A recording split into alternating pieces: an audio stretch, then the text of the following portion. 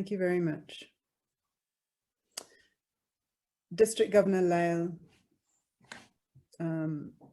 PDGs Milton, David, Lara, Trevor, past President Eric, fellow Rotarians, friends, this afternoon, our presentation is on grants, something that our district needs to,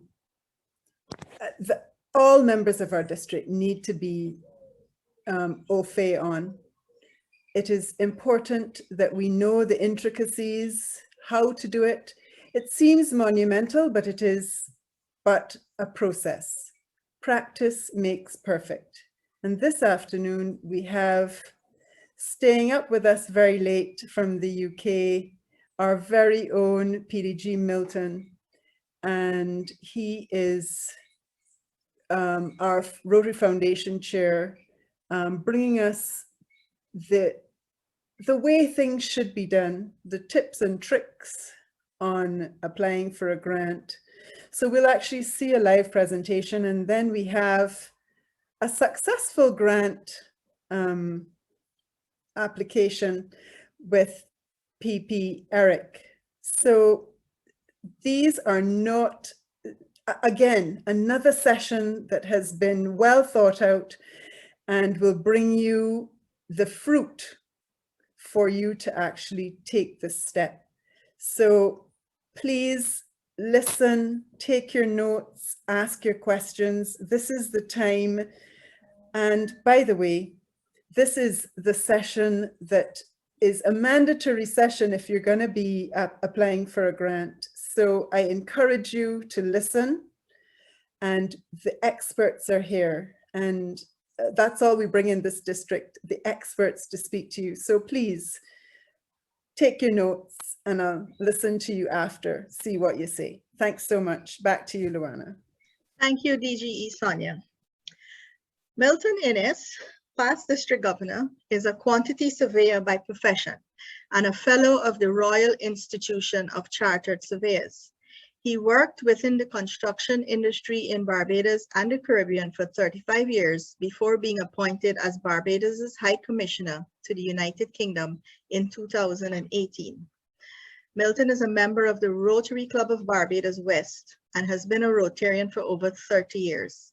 He served as the club's president in 2001 to 2002, as the club secretary too many times to mention, and as a director of all the avenues of service and chaired many committees within the club. He is a major donor and a Paul Harris Society member. Milton served as district governor during the Rotary year 2015-2016.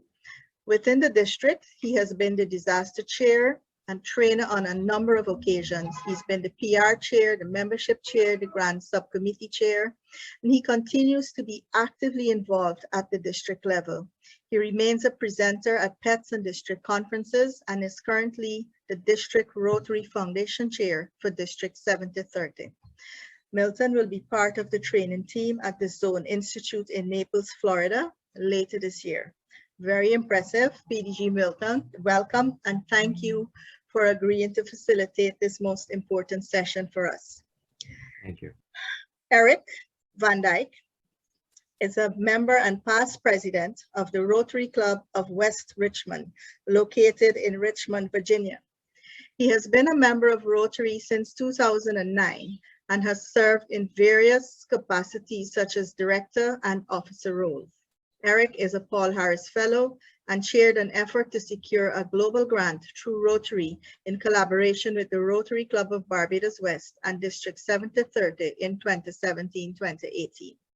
Professionally, Eric serves as a partner in the financial planning and wealth management firm he co-founded 13 years ago. He and his wife Whitney have two children, George, who's 8, and Lola, who's 6.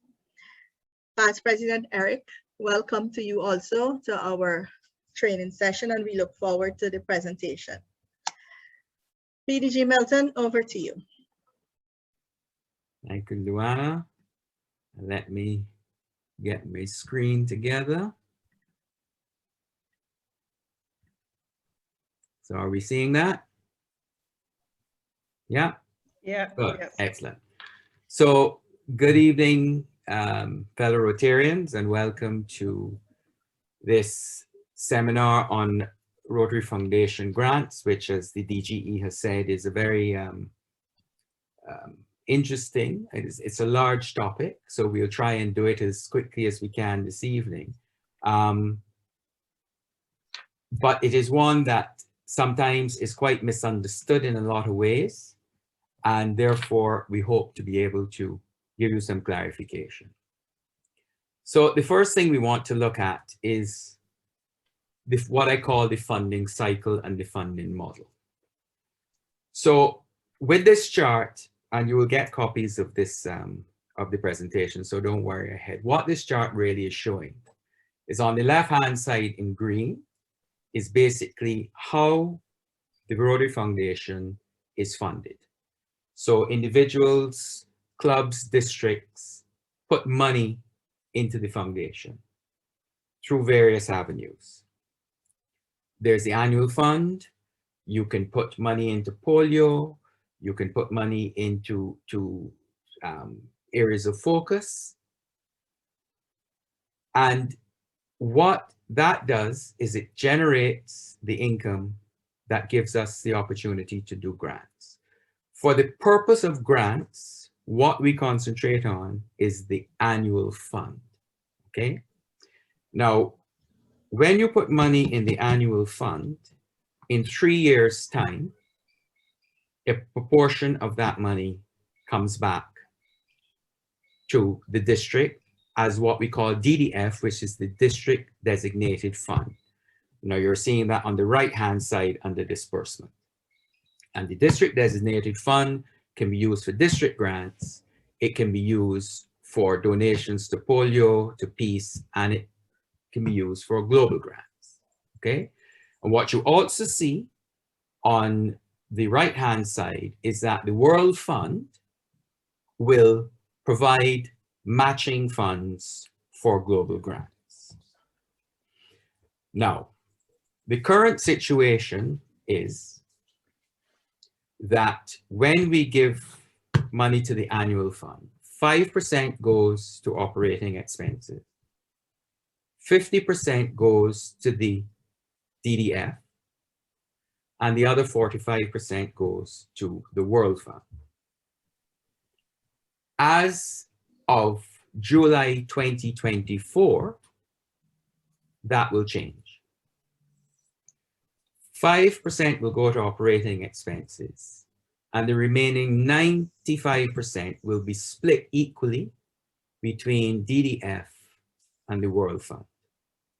So in other words, in 3 years' time, okay, 4 years' time, 2024, we will be getting less DDF than we are now, okay? Now, of the DDF that you get, up to 50% can be used for district grants currently, and the remainder is for global grants, polio, peace, etc. Now, there's actually an ongoing pilot program where the districts may use more than 50% of their DDF for district grants. So we will, in some time in the future, hear more of how that pilot program went, okay? Now, another change. With the DDF, any DDF that was not spent in a year was rolled over to the next year. Now, that DDF could not be used for district grants, but it could be used for all the other things. From next Rotary year, 2021, 2022, there is going to be a limit of 5 years on DDF. And after 5 years, on the DDF rollover, I should say. And after 5 years, if you do not use what is rolled over, you have to choose to either put it in an area of focus, the disaster fund, the endowment fund, polio, the peace program, or the World Fund. And if a district chooses not to choose one or other, it will automatically go to the World Fund. okay? And this has come about because a lot of districts seemingly have been just rolling over DDF. And so monies have been mounting up, and some have, you know, hundreds of thousands of dollars in their account. And Rotary has said, this is essentially not the reason that we're giving you this money. We are giving you this money to do projects. It is not to be saved in a bank account. So if you don't wish it, we can take it back and distribute it to those who wish to use it. So that be a change.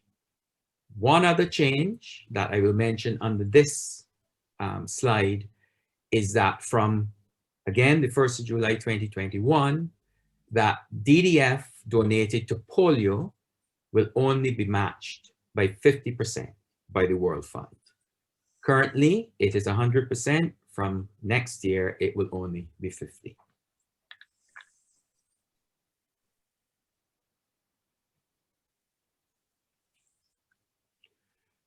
So now I want to talk about how the district handles the business of grants. And first of all, so we'll talk about eligibility. Now, by now, and if not very shortly, you would have received a package from the district, which would include your MOU, this protocol, and a district grant application form. Now, essentially, the eligibility in the protocol is as follows. The MOU must be signed by the 30th of June. Your RI and your district dues should have been paid. You should be up to date on your grant reporting. So if you have a district grant or indeed a global grant, you should ensure that you are up to date on that. You should have contributed annually to the foundation over the last 3 years. At least one member has attended a grant seminar. So for all of those, as DGE has said, that are here, this will count as a grant seminar and you would have qualified on that one. You should have reviewed or audited financial statements for the previous year. We realize that not all clubs are necessarily big enough or they don't have the facility to have audited accounts. But if you don't have audited accounts, you should still have some financial professional give a written sign off that your accounts are all in order. So we would expect one or the other. Your foundation chair should be appointed again by the 30th of June and be put in my Rotary. And your foundation goals should also be done by the 30th of June in Rotary Club Central. And I believe that Marnie from RI would have shown all of us how to use Rotary Club Central and be able to enter your goals. Now, district grants. District grants are for small projects with a short-term impact that address the immediate needs in the community. Essentially, most of them will last within a Rotary year. That's the sort of time span you're looking, not a lot more than that. We're suggesting that they should align to the 7 areas of focus. You don't have to, but it is a suggestion because what the 7 areas of focus really provide is an established framework on which to design a project. And it also gives you an easy entree into how to do global grants, where you will have to design your project to one of the 7 areas of focus, okay?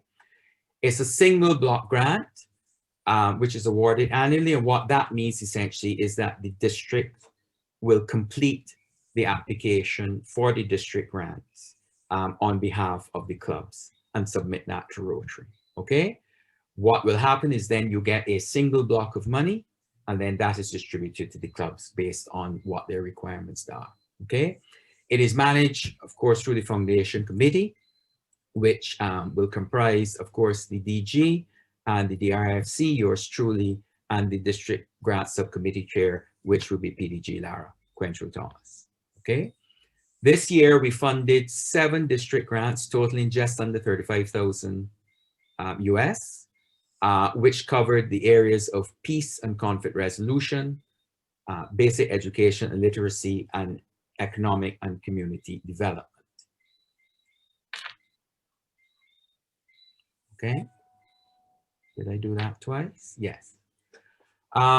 So the application, as I said, goes to PDG Lara. It is copied to myself and to DG Sonia, okay? We will try within 2 weeks to assess all of the applications, and they're either accepted or declined, and either way, we will inform the respective clubs, okay?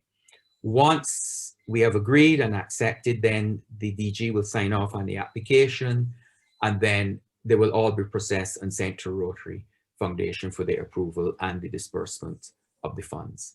One thing I would like to say, and I would encourage all clubs, when you are submitting your, or certainly when you know that you have qualified for the grant and so on, and it has gone through, that as soon as possible, please submit your banking information.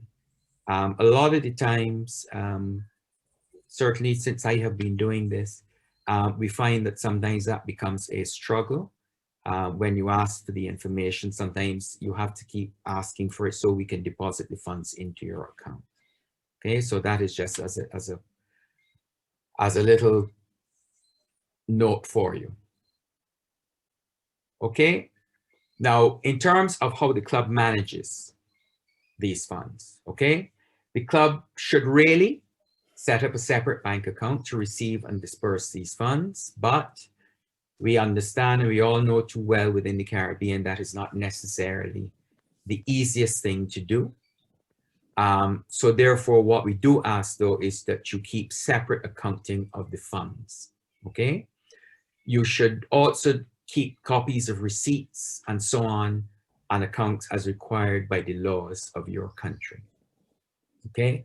The primary contact person on the grant, we would expect that you would give us a report every month because, as we said, this is really for a short-term project, okay? And the report can be in the form of photos, you know, disbursements, progress reports, you know, when you expect to complete.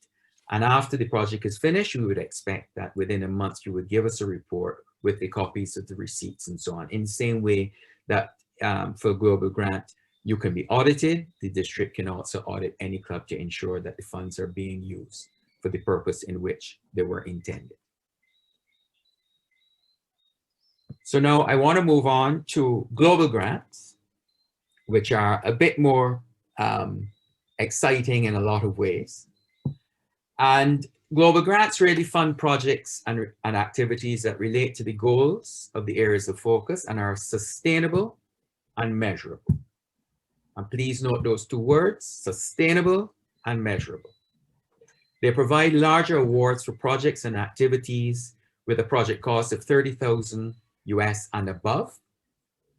And because the grants have a World Fund match, they can be very flexible and economical for a lot of different projects, including scholarships and vocational training teams. And you will hear more from Eric on vocational training teams when he comes on. Okay. They are managed by the foundation. They are, as I said earlier, for longer term projects, which can span over Rotary years. You apply online at My Rotary, and you will see that later. And there's actually no deadline for the application, except for scholarships, which are usually around the end of June, that Rotary International expects you to give them any scholars that you may wish to get a grant for. Now, by way of completeness, there are two other grants. There's a UNESCO IHE scholarship at Delft, which is a scholarship for water and sanitation professionals, which is an 18-month MSc course. And that's a scholarship worth $60,000 US. But it is run by RI. The Dutch government provides $10,000. So that leaves, of course, $50,000 for the rest of the global grant.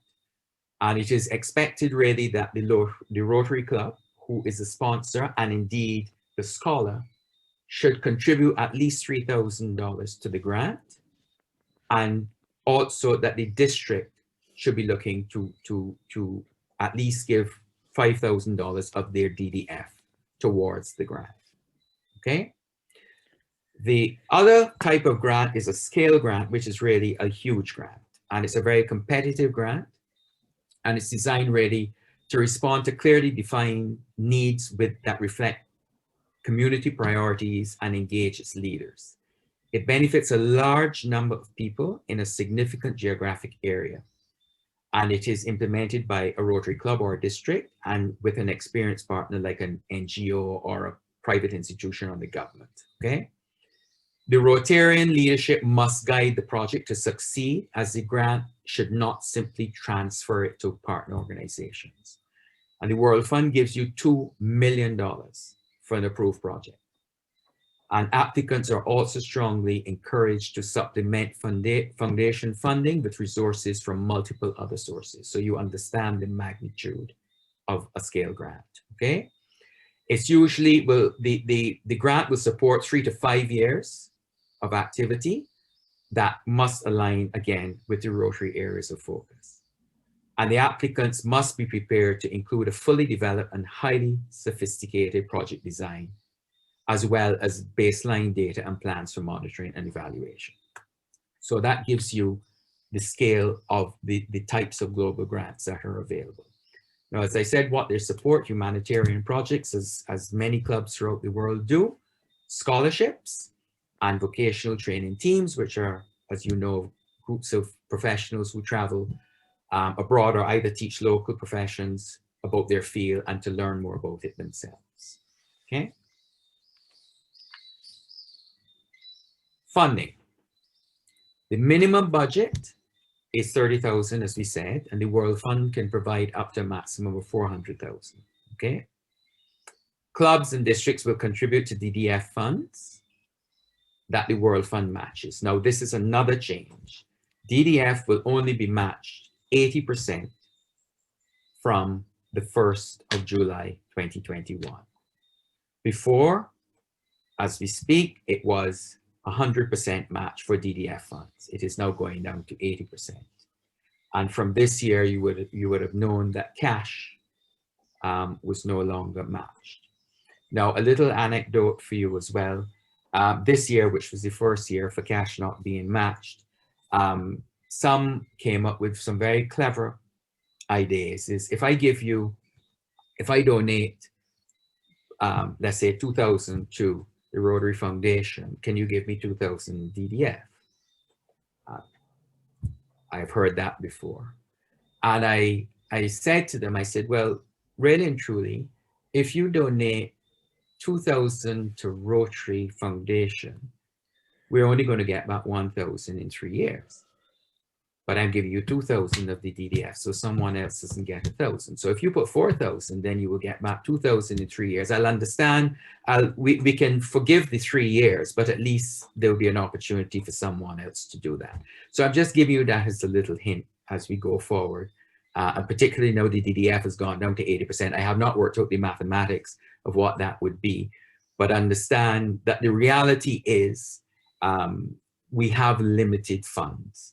The district grants have been oversubscribed for the last 4 years, and the amount of funding that we are seeing, because no doubt it started last year in PDG Trevor's year when we had COVID, and we took a cut in our contributions. And this year it is looking very similar. So really and truly, the secret to all of this is really about funding and how we can find clever ways and innovative ways in which to continue to fund the Rotary Foundation so that we can do projects. So I will leave that there with you. Now let us talk about successful global grants. Now, we talked about sustainability, and let's give some ideas of making projects sustainable. The first thing, of course, you have to start with the community, and you have to encourage local ownership, provide training, buy local. So when you're buying goods, buy locally, support the community, find local funding, measure success. How successful has your project been? Ultimately, when you leave the project, it should continue. It should not stop because Rotary has left, okay? Again, it aligns with the areas of focus. In order to respond to the rail community needs, you need a community assessment. Now, this was brought in a couple of years ago. So by taking the time really to learn about your community, you can discover the best opportunities for service and maximize your club's ability to make an impact. So an assessment allows you to make informed decisions about the service priorities. So before you start, you need really to understand what you want to learn about the community. And the effective assessment really should reveal things that you didn't know before. So don't assume that you know your community, okay? So conducting the assessment, not only is it a requirement for the global grant, you have to do it. It is critical to creating trust and to fostering community ownership and sustainability. The assessments should be systematic and should involve a variety of local stakeholders and beneficiaries, and you engage them in a meaningful way. And always be sure to manage expectations. Community should understand the benefits of partnering with Rotary and how that partnership requires their involvement, their contribution, and ultimately their ownership of the project. Okay?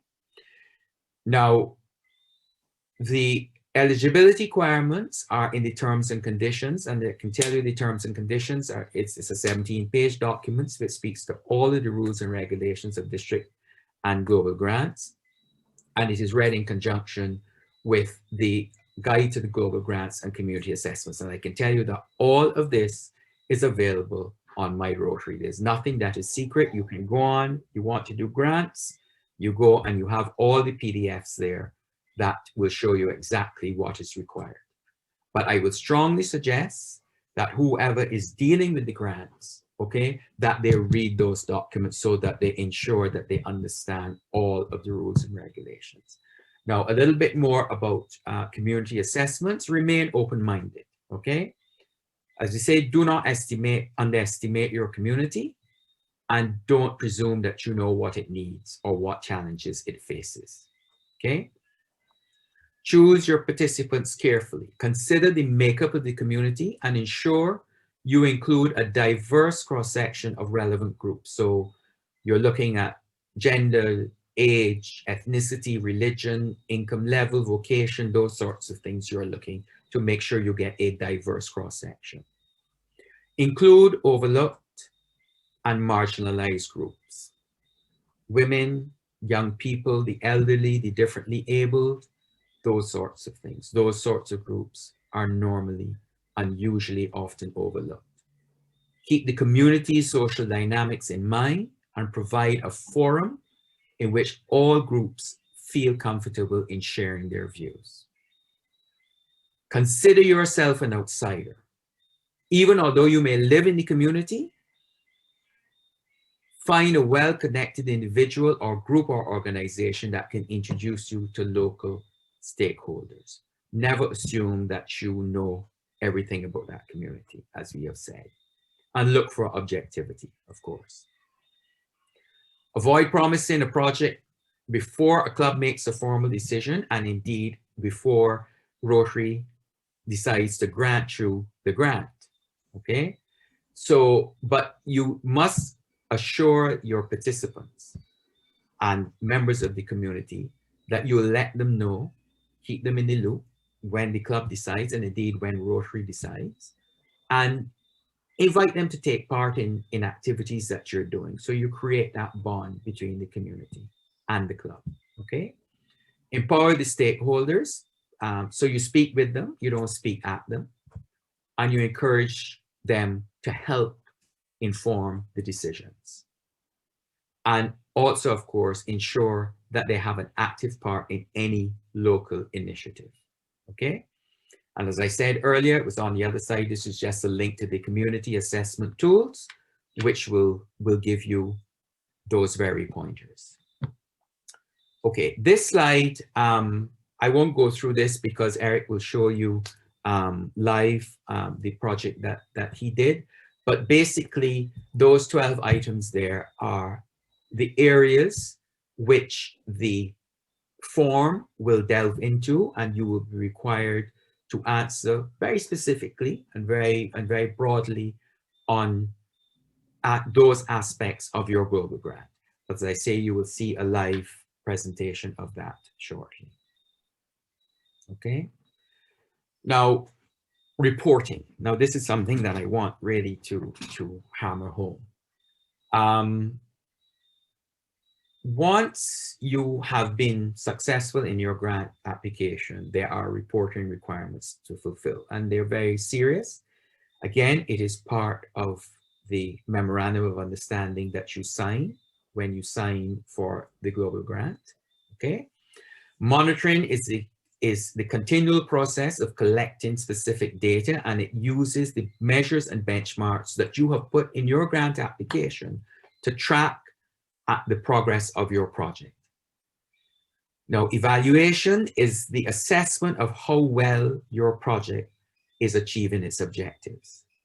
So together, they help you to understand how to improve your project by examining its strengths and weaknesses and assessing its achievements in the long term and the short term. So when problems are discovered, you can resolve them quickly, you learn from them, and you adjust your approach to the rest of the project, okay? Reports are submitted 12 months after receiving the first grant payment, and every 12 months thereafter, so long as the project is active, okay? And final reports are due 2 months after the project's completion, okay? Now, those who have access to the grants online, those dates are put up well in advance within the online system.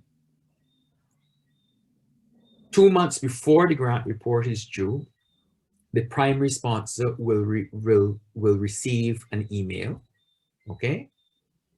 As does the district, as does the foundation committee, as does the grant subcommittee chair and the DG, okay?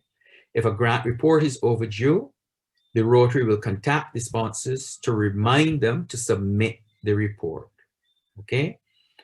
Now, there are severe consequences for not submitting reports. A club can be terminated, or the clubs can be terminated. And it also affects the district's ability to access grants. Because if you go over a certain percentage of clubs that are not reporting, it affects the district, okay?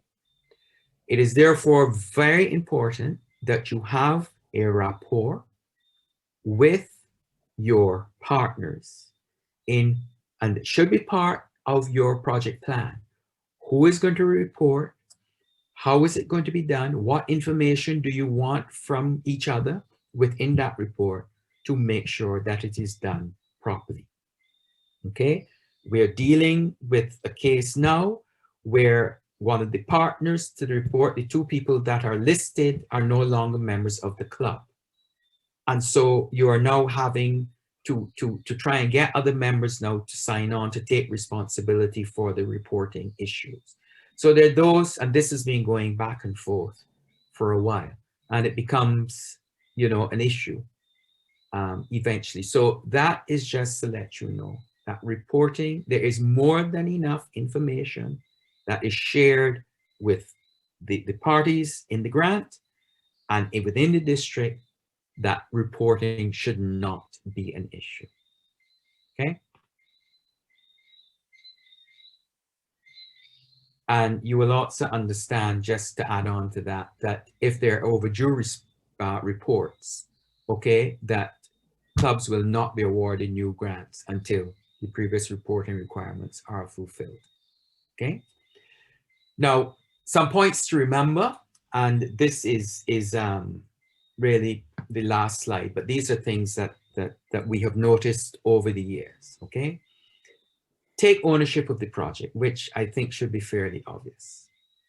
And we have had requests in the past, we haven't thankfully had it recently.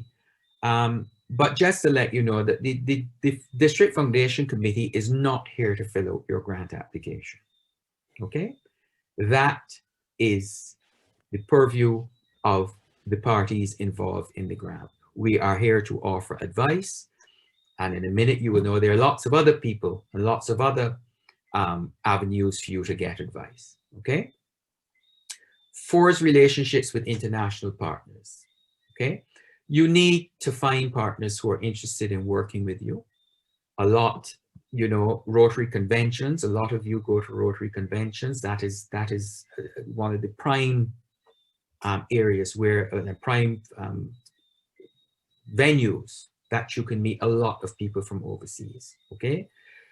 Get to know people, find common interests, understand who brings what to the table in terms of expertise, okay? And the District Foundation Committee, as are many others in the district, past district governors, past presidents, past assistant governors, we are all here to help in assisting finding partners if you are having problems. Liaising with the Foundation Committee, again, that is also very important, that the committee be aware of the global grant that your club is entering. And particularly in the case where the international partner is the main partner in doing a lot of the groundwork, okay? So it's vital that we know, and it is also vital that if the club in this district wishes to apply for DDF, that an application is made to the District Foundation Committee for that. Do not just put an amount in the funding in your grant and then come after the fact and ask for that money. You need to ask, and you need to get the permission of the Foundation Committee to put that DDF in there, okay? Using available expertise. So very simply, confer with clubs and Rotarians who have done global grants before, okay? They have the expertise, or who have a particular expertise in the particular area that your project is going to be in. Do not feel that everything should be within your club. And if you don't have those resources, do not feel that you cannot go outside of your club to get those resources, okay? Rotary action groups, which are related to your projects, and there are groups of Rotarians and you know, family members and alumni and all sorts of people who are experts in a particular field. And there are a number of those Rotary action groups that can collaborate with clubs and indeed districts on service projects and offer them technical advice and support, and even project planning and implementation. Can help you find partners, funding, and other resources, okay? They can even help you prepare grant applications, help you conduct community assessment, give you all of these tips on how to do these things. Regional grant officers can advise on project design and assess grant ideas for eligibility. You also have the Rotary, the staff area of focus managers who can help you craft grant eligible project plans and offer guidance on best practices in the area of focus. And there's also a brochure, will obviously have to be updated for July 2021 when we have 7 areas of focus. But there's a brochure which is found on the Rotary website that says, it goes through each area of focus and it tells you exactly the sort of things that they're looking for that are included under those, and that likely projects that can be included under each area of focus. The cadre of technical advisors can also offer technical expertise, and they will evaluate the larger grant funded projects for the Rotary Foundation trustee. So anything over 200,000, you will generally get the cadre of technical advisors coming in and you know, overseeing the project on behalf of the trustees, okay? In terms of areas of focus, a small hint to you, use one area of focus if possible to cover your grant. The reason for that is the area of focus managers then review the grant as well. So if you put it under 2 areas of focus or more, then each area of focus manager has to review it. So the hint is that it is better to try and put your project under one so you avoid multiple scrutinizing of the project, okay? Now, financial management. You must develop a financial management plan during your project planning, which helps you to keep track of grant funds and promotes, of course, transparency to all involved and safeguards against misuse of the funds. It also facilitates reporting, and it's also a guide for record keeping. The sponsor club should maintain a club-controlled bank account that is used solely for receiving and dispersing foundation grant funds. Of course, you must follow your local laws, that goes without saying. And you must keep the financial records, retain your documents, and track your inventory. And again, as I said earlier, you can be subject to audit by Rotary International, again, to ensure that all of these things have been put into place. Okay, so the final slide here just gives you our contacts, but as I said, you will get these slides for next year. So as I said, PDG Lara is the grant subcommittee chair, and I am the DRFC, and of course, District Governor Sonia from the 1st of July will be District Governor. So with that, thank you very much. I will now, with Luana's permission, I will now hand over to Eric, who will guide you through the actual grant application online. So Eric, over to you. Thank you, PDG Milton, and good evening, everyone. It's nice to be with you. So a little background, as you heard in my bio, I had an opportunity several years ago to really spearhead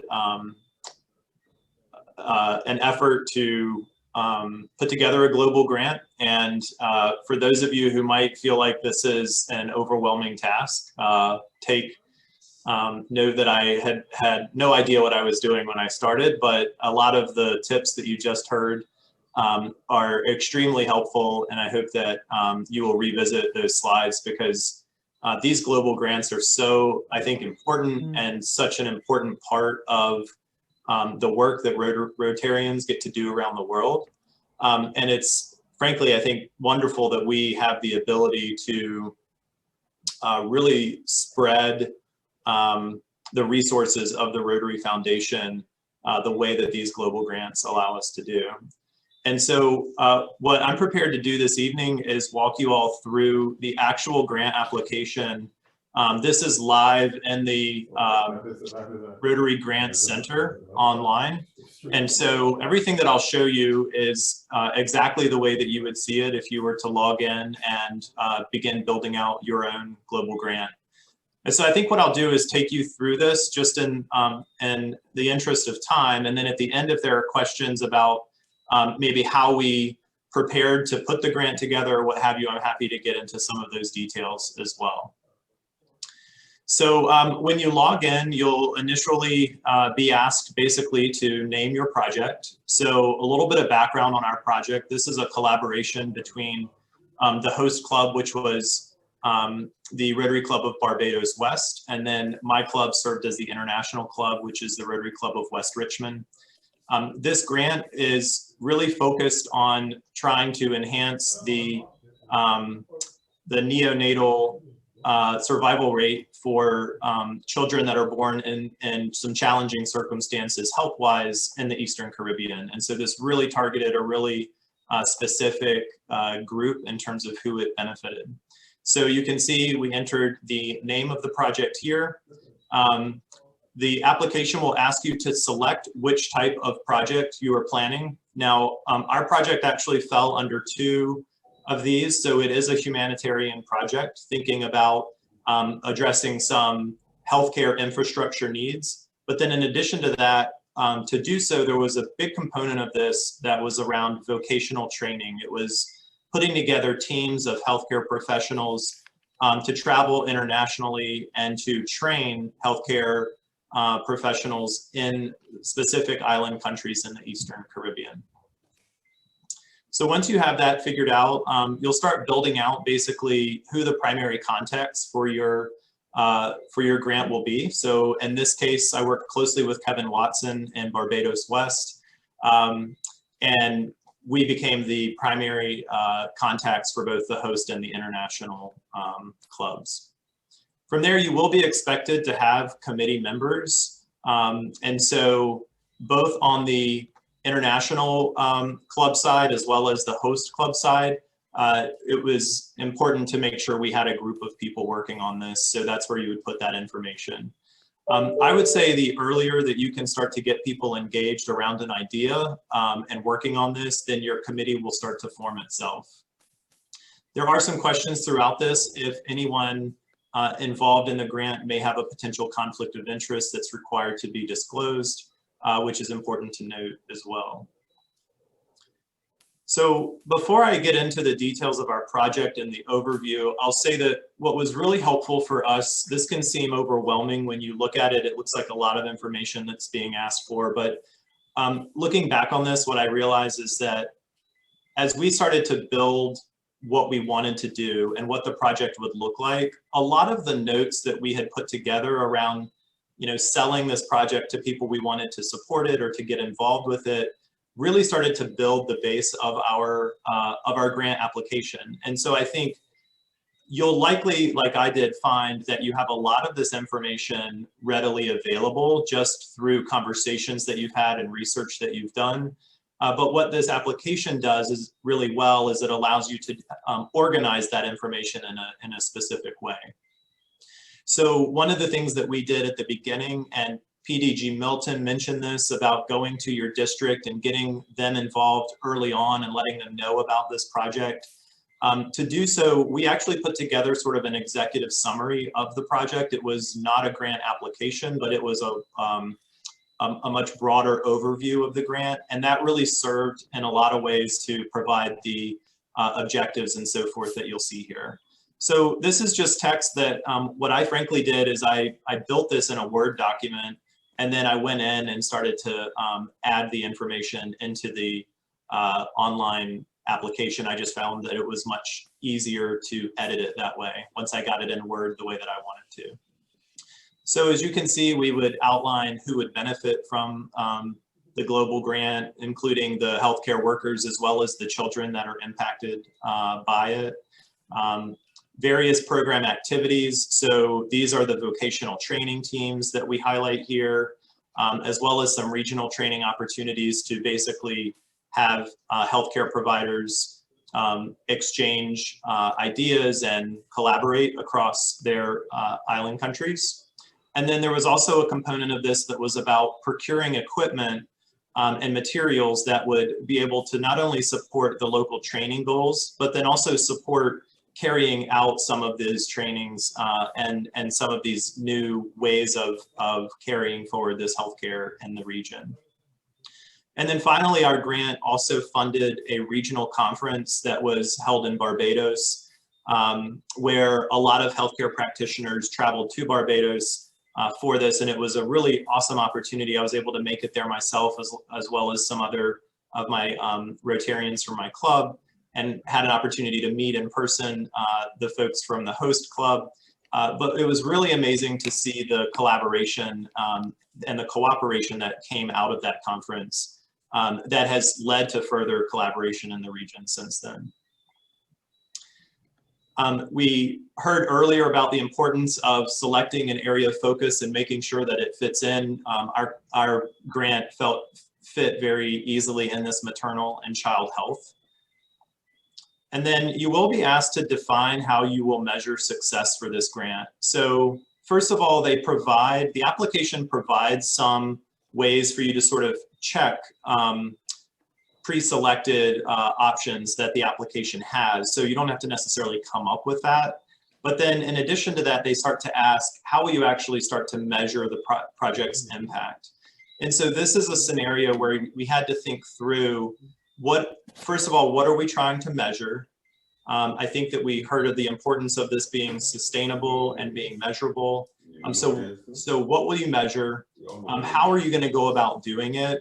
How often will you do that during the grant implementation? And then who are the likely beneficiaries in terms of the scale of this. And so you can see here the various measures that we built in. Some of it is cut off based on the formatting of this, but it gives you a sense of what you would be asked to put in here.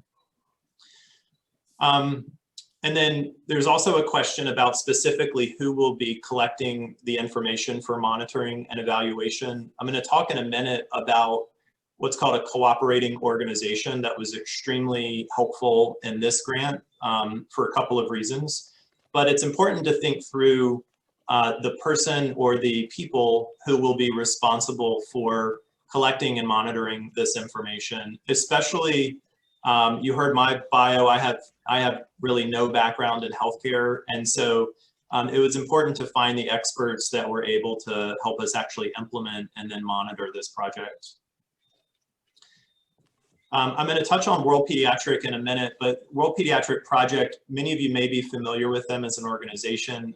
They do phenomenal work in the Eastern Caribbean, and we were able to partner with them as our cooperating organization, basically to allow us as Rotarians to access some very specialized trainers and physicians who had really specialized knowledge to be able to get that on these vocational training teams to the Eastern Caribbean to provide this, this education. I'm going to get into the location and dates. You'll see in a second that there's a lot of information here about the vocational training teams. So if you recall earlier, I identified our grant as both a humanitarian project and a vocational training team project. And so on the humanitarian project, they'll ask you to outline exactly where the project will take place and when you anticipate the project kind of spanning a time frame. That's under the humanitarian aspect of it. The vocational training teams are really a completely different part of this and require additional planning and evaluation as you're thinking through who's going to do this. So what you'll notice here is there are 6 separate training teams that are listed. The way that our grant worked is we actually sent one training team 3 times basically to the same island. So in this case, we were sending one training team to St. Lucia, separated by about a 3 to 4 month period. So we had a training team that would go down, then they would come back, the practitioners would practice for a few months, the training team would go back, provide additional training, and so they would do that 3 times. So we ended up with a total of 6 training teams between St. Lucia and Grenada that traveled. And so at the beginning of this, you really have to think through your timeline and kind of when folks will travel. It's helpful even to start to identify, you will need to identify the people that will be part of these training teams. I will make a note that that is somewhat flexible. We did have a couple of scenarios where just based on travel arrangements or timing, things had to change and we had to swap people on the training team that we originally had not planned for. But I think the important thing there is to keep your communication with RI open and let them know what's happening with the grant so that they're kept in the loop on that and that you can update them. So next, once you've outlined where this will take place and any vocational training teams that this will entail, then you start to actually build out those teams. So as you can see here, this is an example of our first training team to St. Lucia. It was led by Dr. Robert Fleming, who's a neonatologist out of St. Louis, Missouri, and then a couple of his practitioners that work alongside him as well. And so they made up the vocational training team. I think it's important to note that the training team, and I didn't know this prior to going through, so I sort of learned as we went, but a vocational training team travels internationally. So originally we had a couple of practitioners in some of the island countries that we included as a team member, but then learned that you have to have members of this team that are going to be traveling. And then the other thing is it has to be more than 2 people to make up a team. So a couple of things to just note there. They asked certain questions in addition to who you set out here, that if the team leader is not a Rotarian, to explain why. I think in our case, we had a really reasonable explanation there and really didn't run into any issues with RI, but it is important to note that if possible, a Rotarian should be your team leader unless there's a compelling reason not to. So you can see we had to do this for each of our training teams. And then I've gotten to the point here around cooperating organizations. So this is not required on a global grant, but based on the specialized subject matter that this grant dealt with around neonatal healthcare, we felt that it was important to find a partner outside of Rotary that had relationships in the Eastern Caribbean, that could actually, and ideally, and in our case did, have relationships with Rotary clubs, both locally for us and locally to where the project would take place. But then also had the ability to assist us with reporting and monitoring, as well as relationships with the local ministries of health. So we had really good buy-in from the local ministries of health as well, which I think helped this grant get approval through Rotary International. So we provided the rationale as to why we worked with this cooperating organization. And then there's also a piece in here to talk through the Rotarian participants. So every grant is going to be different, but think through how are the Rotarians, both in the host club and in the international club, what role will they play in implementing this project, and be prepared to kind of walk through what that will look like. This was somewhat interesting initially as we were building it out, because a lot of the hands-on work that was being done here was being done by specialized physicians that were not necessarily part of our Rotary Club. But there was a lot that we were able to do to support them and to support the regional collaboration around the conference that we did in Barbados to get Rotarians involved, both at the international and at the host level. I'll mention budget here. So I would start with the budget based on what you think it's going to take to implement this grant. So I will say that Rotary, this online application, I'm not able to show you this exactly, but all of these categories are like drop-down menus. So you're selecting, you don't have to come up with this information. You're selecting which categories these things fit into. But you do need to provide an estimated cost based on the currency where your grant will be funded in. So you can see how that lined up for us. Our total budget on this grant ended up being just shy of $90,000 US. So then we had to think through funding and how the funds would actually be raised. So this goes back to a lot of the information we just learned about through the way that the Rotary Foundation works. So the way that we built this out is we started with cash from each of the clubs, the international club and the host club. So you can see in this case, Barbados West contributed $5,000. Your district, 7030, contributed $12,000 to this grant. Locally at our level, and we worked through various other clubs in our district to raise a little over $10,000. And then our district put forth $21,000 towards the grant. And then we were then able with that to, under the old guidelines, apply for up to $40,775 from Rotary's World Fund. And so we applied for $40,750 to round out basically our total budget of $89,300.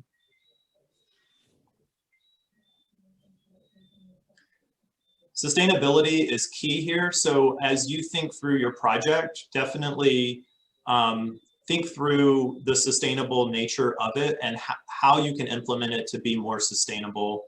But then, as you heard about earlier, the importance of doing some community assessment. This was really helpful for us because the cooperating organization that we worked with, World Pediatric Project, prior to this had actually done a needs assessment in collaboration with the ministries of health, both in St. Lucia and Grenada. So this was really helpful to lean on them for that community assessment piece. And so you can see some of the questions that are asked around sustainability. How are members of the community, of the benefiting community, involved in finding solutions? To that point about not being an outsider coming in, but really making sure that that you're looking at how this is impacting the community and the folks that live there.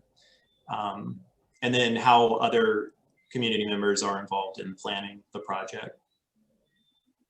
So then finally, from an implementation standpoint, for this part, I felt it was pretty easy because we had, I built out a timeline of how our regional training teams were going to travel, when we would do these regional observerships, at what point in all of this the conference in Barbados would occur.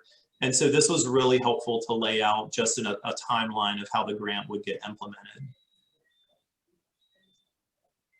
Some additional questions. Will you work in coordination with any related initiatives in the community? Again, here we were able to rely on the relationship that our cooperating organization had with the various ministries of health. We also were able to get involvement from the Pan American Health Organization in really sponsoring and helping to advertise the regional conference that was done in Barbados to bring a lot more legitimacy to that as well. So I won't go through each of these, but you can see what questions are being asked.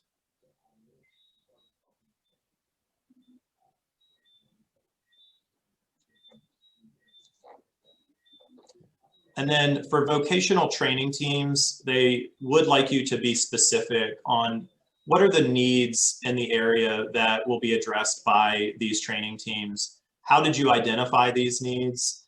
And then the specific objectives of the training. So I will highlight that this application may look longer than it necessarily needs to because it did involve both a humanitarian project and vocational training teams. If you're doing one or the other, you may find that your application doesn't need to be quite this, this long.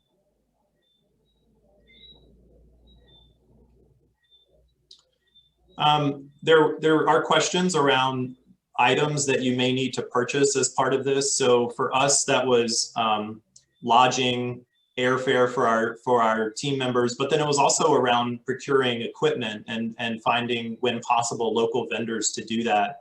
We really relied on both World Pediatric Project and our host club to help us with that and to make sure that we were trying to use local vendors when at all possible. And then making sure that there's a process from a competitive bidding standpoint to make sure that you are getting a good deal on these vendors as well. If you are implementing your project with any equipment that's going to be purchased by the grant, you will be asked to explain how the equipment will be owned at the end of this, and also how it will be maintained and kept. So again, I think from a sustainability standpoint, making sure that equipment's not being purchased, but then not able to be maintained and therefore not as effective.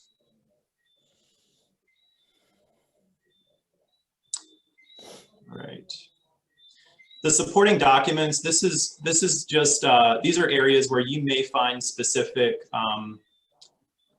documents that you build as part of this grant helpful to just upload and include with this. There are also some required supporting documents like a vocational training team. Each member of that team has to fill in an application and submit it as part of this. So that all goes in as supporting documents. And then that gives you really a kind of good overview of what an application might look like there. I hope I didn't go too long on that, but I'm happy to answer any questions, or Milton, if you have any ideas or thoughts around other areas to touch on, I'm happy to do so. No, I think, Eric, that worked very well. That was a comprehensive overview. Great. Right. So thank you. Great, thank you, PDG Milton and PP Eric. You know, PDG Milton, every time I listen to you and because I've attended many sessions with you in the foundation, I learned something new each time. So thank you for those tips and tricks that you shared with us this evening. And PP Eric, I think that live presentation will bring home to Rotarians the fact that this is not a very difficult, it's not a very difficult thing to do a global grant. And that once you go through the idea, put your mind to it, like you didn't know before, but you were able to do it and execute it. We do have some questions in the chat. And there's a question from Oliver that I don't quite understand, but I did ask him to explain, but I didn't have heard from him. What type of attachments are added to the team members? I'm not sure I understand that question. Milton? Well, I'm assuming you're talking about in the global grant, so they could be their CVs. I mean, Eric can weigh in on this. Their CVs, things of that nature. You know, any information that would be useful to just building out what it is you're talking. But Eric. That's correct. So we did collect a CV from each of the members of each training team. There is also an application that they have to complete. So Rotary really has to approve them to be part of the training team. So there's an application that needs to be completed there as well. That's sort of a supplement to their, or I should say their CV is a supplement to that application. And I'll say if you have an interest in a vocational training team, Right. Look at the reporting that's going to be required on that for Rotary and implement your project with reporting in mind, because after our first report, I realized it would be a lot more helpful to, as these teams came back, have them complete some of the reporting at that time, as opposed to waiting 9 months and then asking them to do it. And so that's one thing that I learned, is that as we sent teams of doctors, when they came back, we wanted them reporting pretty quickly on what they did, so that we were prepared to submit that when the time came. All right, there's a question from Conrad. Conrad is asking how is the project sustained through the World Pediatric Project? Yeah, so this project, it actually employed what we call a train the trainer model. And so the idea is in the island countries where we were specific to this grant, so Grenada and St. Lucia, the folks that participated in these trainings were also taught how to train the next kind of wave of healthcare workers, right? So that we don't have to continue sending these teams there to do it. I think every now and then, World Pediatric Project probably will supplement and bring some additional training there. But we really relied on the folks that received the training to become those trainers in these island countries. And interestingly, right now, there's another grant that's being put together that's very similar to this, that's going to take very similar concepts, but just take it to different islands in the Eastern Caribbean. So I think they have seen that has worked. And then from an equipment standpoint, that's being sustained through the Ministries of Health. They became the owners of the equipment that were procured through this grant.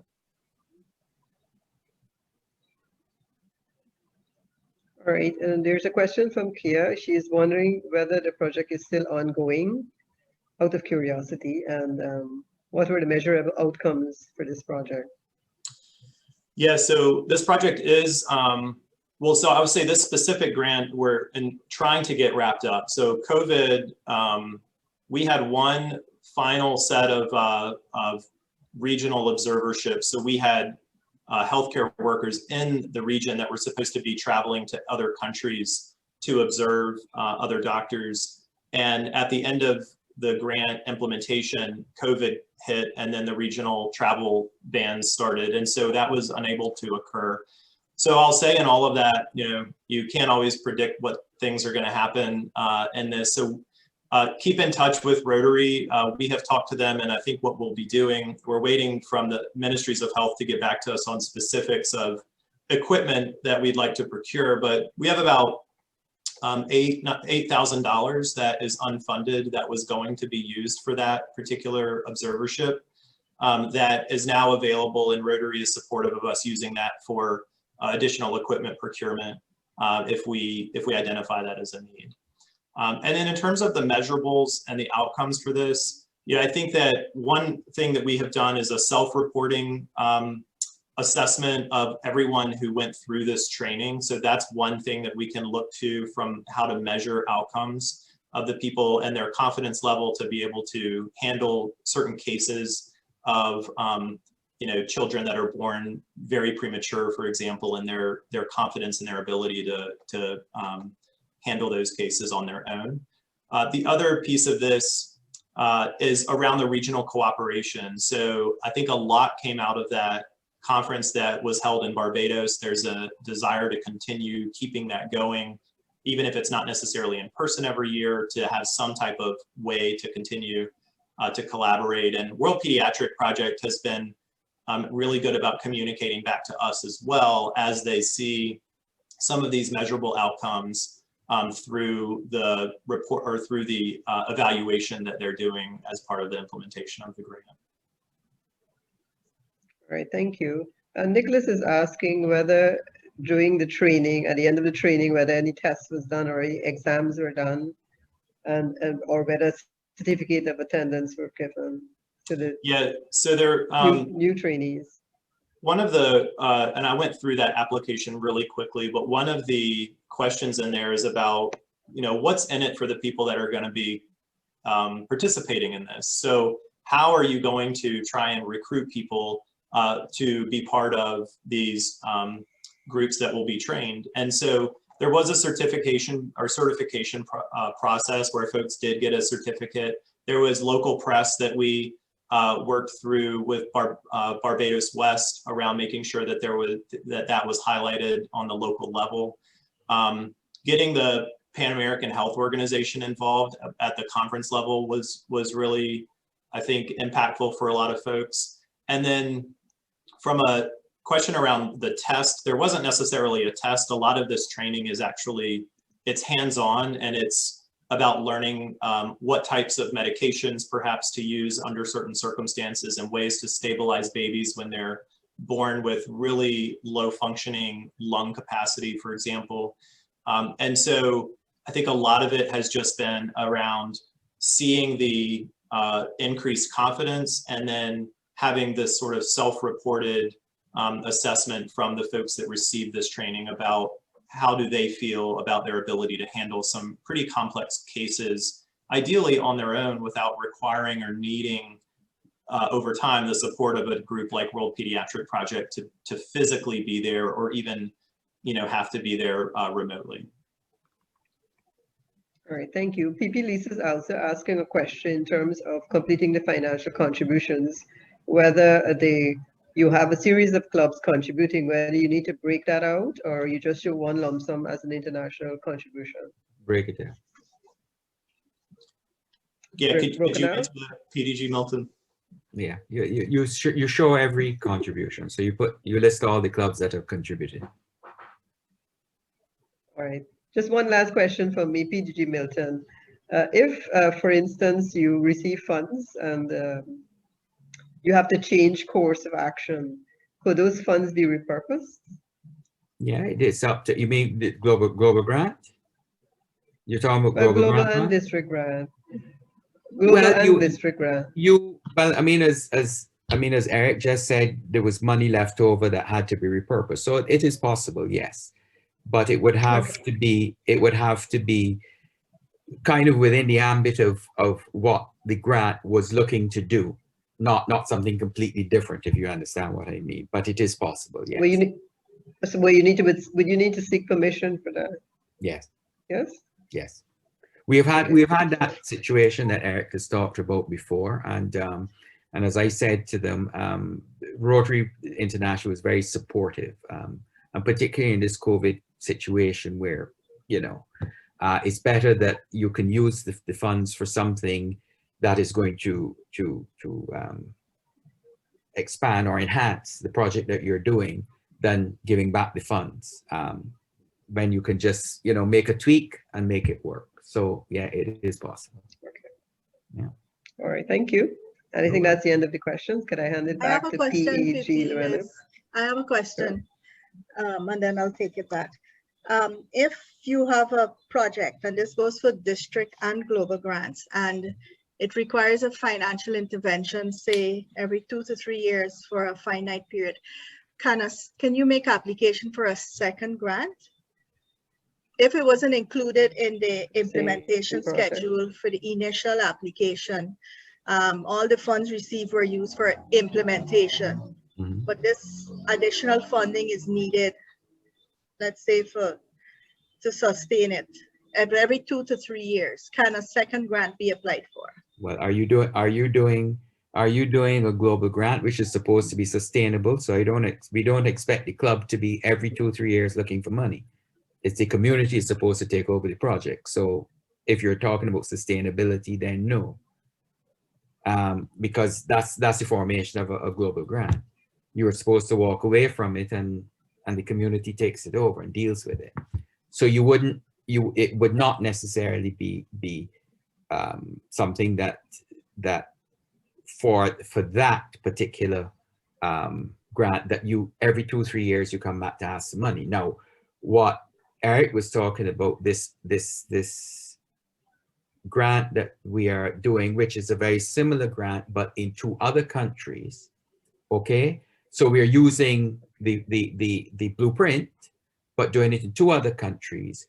You can do that because you're moving your community. It's a different community you're dealing with. So I hope that answers, Luana. Okay.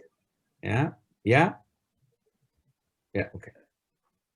All right. So thank you, everyone. Oh, sorry. Right. There's PGG. David wants to say something, but there's one question just before I hand it to him to do a live question or statement. PGG Milton, you mentioned that there are challenges where a primary contact has changed. Who should they report the change to, the district or Rotary International? Well, really and truly, in that case, it has to be, well, their own district, and certainly as names are on the form for a global grant, they have to let RI know so that there is a contact within that club. And that is what we are doing in terms of trying to get that information into the system so that the sign off can be done for the report. All right. Yeah. Thank you. PGG David, I think he was probably just responding to PAG Luana's question about the breakout of the financial funding. Yeah. So PAG Luana, I'm handing it back to you.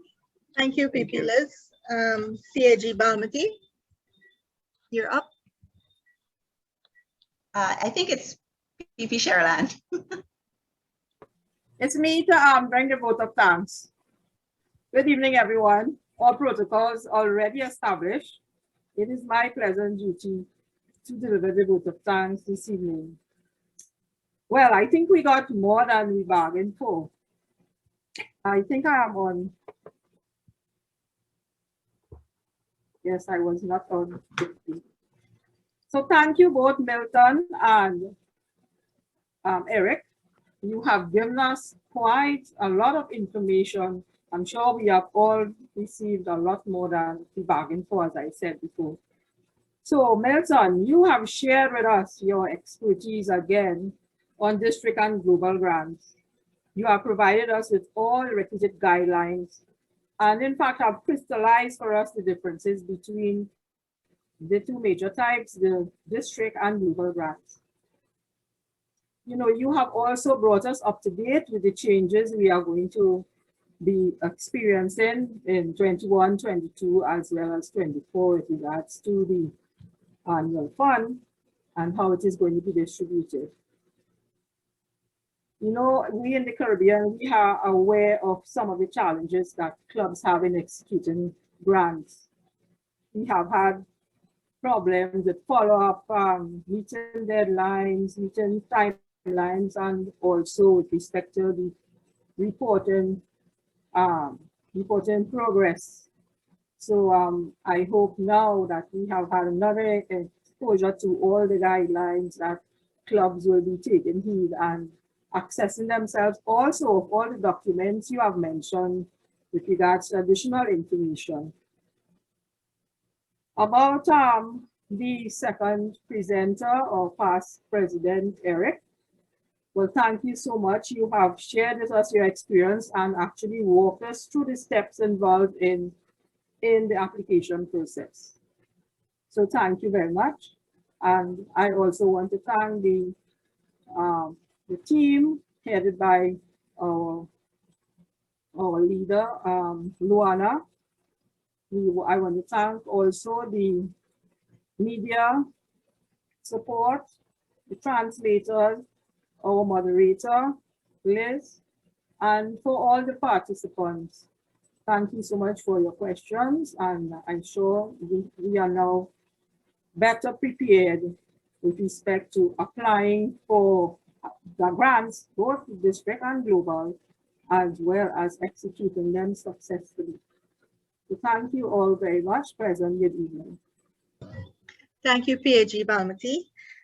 Just quickly, some housekeeping matters before I ask District Conference Chair Conrad to give us some exciting comments on what we can expect from the upcoming Pets and District Conference.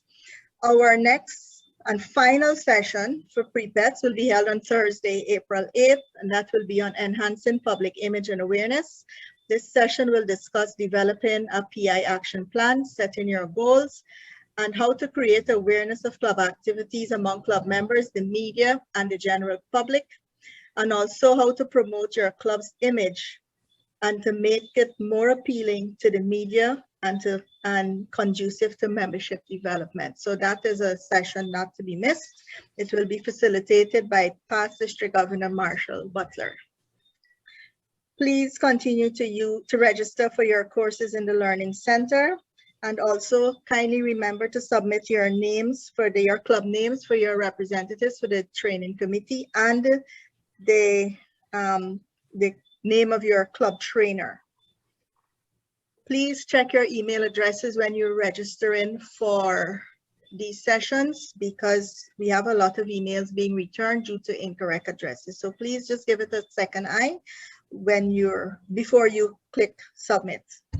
Anybody who did not receive a questionnaire and attended a session, please email me directly and I will send the questionnaire directly to you.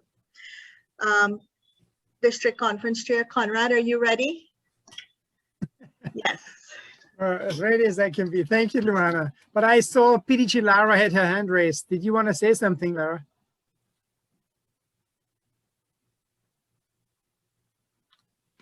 She's probably muted. Okay, so actually I have a question for you, Conrad. Sorry, I was clapping. It wasn't a raised hand. I didn't have to do a raised hand. I have a question for you about the District Conference app, which I downloaded after your last plea. And I wanted to ask, it's not synchronizing with my calendar. So I've scheduled things, but it's not coming up on my Google Calendar. So who do I speak to about that? Thank you. I have no idea, to be honest, but I'm glad you mentioned it. I will find out. But the reality is we agreed to purchase that app when we were still hoping to have a real conference. So the app that we paid for is not ideal for a virtual conference. And several of the applications really only come into play when the conference starts, the social aspect of it and so on. But what we're trying to do actually now to promote the app, we've written some letters, we're looking for some sponsorship. And then hopefully once we can have prizes on the app, there'll be more interest. But I will look into the synchronization because I really don't know either, to be honest. But it's a good point. I'm glad you looked at it. I'm glad you used it. That's already a real plus because most people are simply just ignoring it. Listen, I don't want to talk much anymore because the last thing you want to hear me now, we had 49 clubs. That means there's still 24 that have this week to register. I appreciate DG Lyle and also DGE Sonia calling some of the club leaders, but we have to find a way to come over that hurdle because Sonia didn't say, but she landed a major coup today.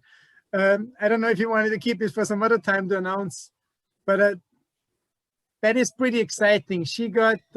you go ahead, Conrad. Share it, share it. She got RI President-elect Shekhar to attend live at our conference and to take questions afterwards. That's outstanding. First we had a recording, now it's live. And that's just the very top of what's going to happen at the conference. We've obviously Barry Racine speaking twice, but there's a lady by the name of Brenda Cressy that is the authority on the foundation. Anybody that is the slightest interest in the foundation should listen to her. So I put something in the chat. I put a link in there because I'm really prepared here to walk everybody that has not registered yet through the registration. So hopefully some of the 24 people that have not registered yet see that link. We will also send it to them, but I'll be available on Friday from 3 to 6 o'clock. Fridays after the last pre-pets conference. That's your absolutely last chance to register your club for the pets and for the conference. So if you know that your club is not registered, please find somebody to go to that meeting, and hopefully on that Friday we can get it done, because it would be a real shame if there were so many clubs that are not attending. I don't want to bore you anymore, but it's going to be an absolutely amazing conference. So let's make sure that we get every club registered and to get as many people as possible that also attend some of these sessions. Thank you. Thank you, PP Conrad, for keeping it short. And I'm sure clubs are starting to feel the excitement. So that's a wrap for tonight. Thank you to PDG Milton and past President Eric. And we look forward to seeing all of you on Thursday. Good night, and please continue to stay safe.